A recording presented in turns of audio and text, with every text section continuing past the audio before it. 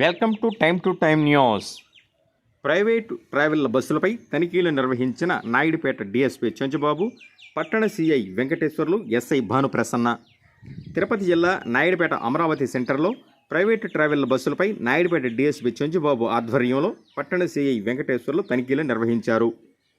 మహాపట్టణాలైన తమిళనాడు, హైదరాబాద్, బెంగళూరుకు వెళ్లే బస్సులలో తనిఖీలు నిర్వహించారు. మద్యం సేవించి వాహనాలు నడపరాదని వారు అన్నారు.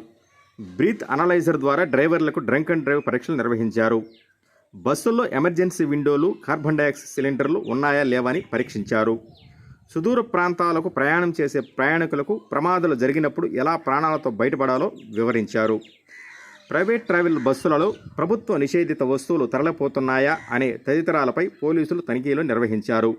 ఈ కార్యక్రమంలో ఎస్ఐ భానుప్రసన్న, నాయుడుపేట పోలీసులు తదితరులు పాల్గొన్నారు.